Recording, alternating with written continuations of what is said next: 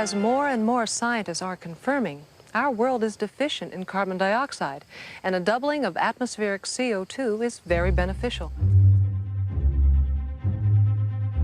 I was aware that this emerging industry of naysayers was growing, this effort to cast doubt.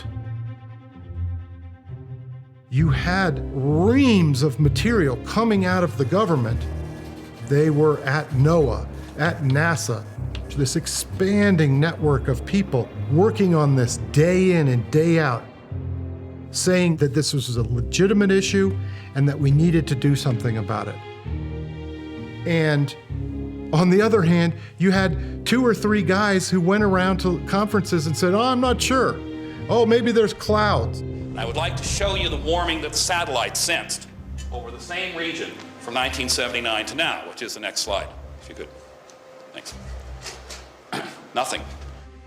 It quickly became apparent that these were private interests who had a stake in the status quo.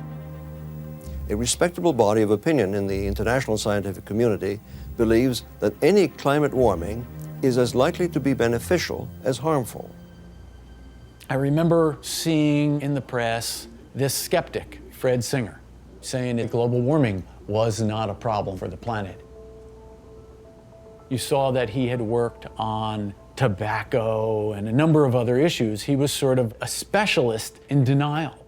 I thought, that's odd. When I brought that up to some of my peers in the environmental movement, they really didn't think it was that important.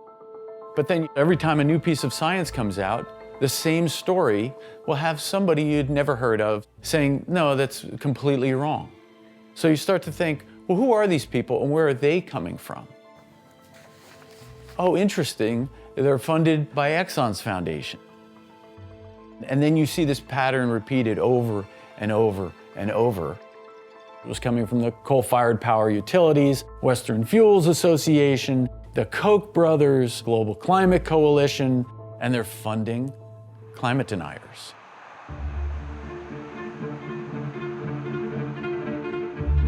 We are not an ad hoc group anymore, but as a matter of fact, the Global Climate Coalition formalized not too long ago.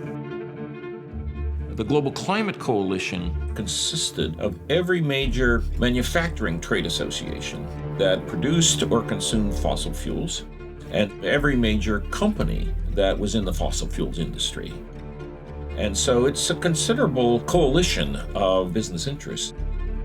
The Global Climate Coalition put out a bid for a contractor to provide communication services.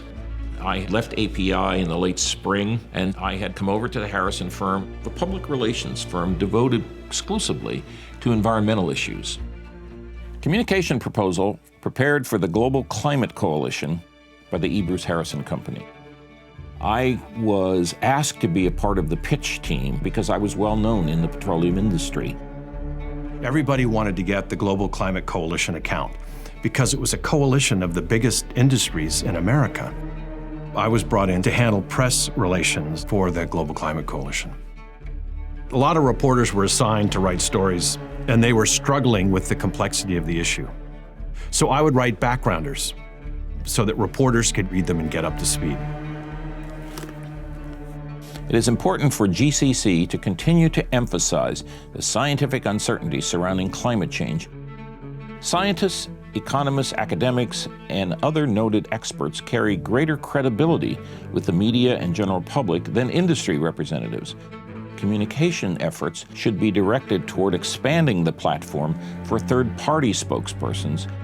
The idea behind a third party is that you form a relationship with somebody who already has some stature or standing around a particular topic, in this case, climate change, and you recruit that person, you pay that person to give a speech or write an op-ed. The Global Climate Coalition would do the background work of placing that op-ed or maybe editing it. I mean, I met some really brilliant climatologists and meteorologists. Met Pat Michaels. He struck me as someone who was very smart. He loved talking about this issue. What was your relationship with the GCC, the Global Climate Coalition? Oh, God. Not much. You were on their scientific advisory board. Yeah. What does that mean? I don't think we ever had a meeting. I understand you did. We did? It wasn't much of a relationship at all.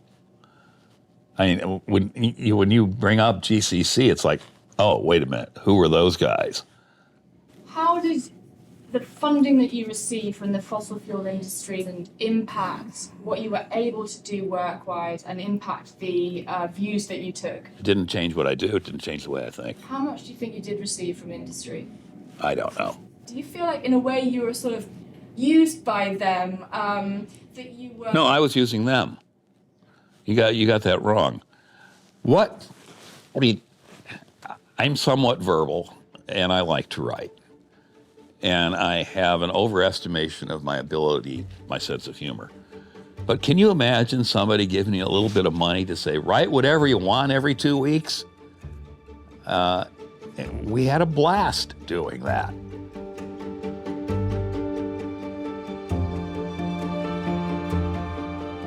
We weren't doing what we were told, we were doing what we wanted.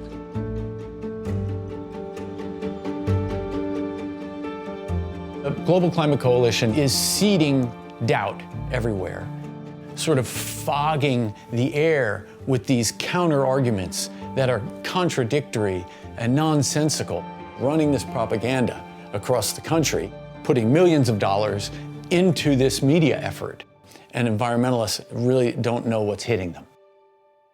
Did it cross your mind or give you any kind of late-night worries that you were being paid by a group that had a vested interest in delaying action, blocking action, creating doubt in the minds of the public and policymakers? The backgrounders I was writing, the narrative that I represented as the communications lead for the Global Climate Coalition was not a popular narrative. There's no question about that. Was there truth in all the materials? Yes, there was. There was a lot we didn't know at the time. And part of my role was to highlight what we didn't know.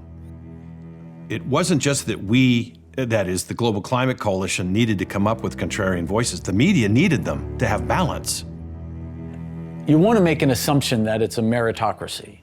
A good argument will prevail and it will displace a bad argument. But what the geniuses of the PR firms who work for these big fossil fuel companies know is that truth has nothing to do with who wins the argument. If you say something enough times, people will begin to believe it.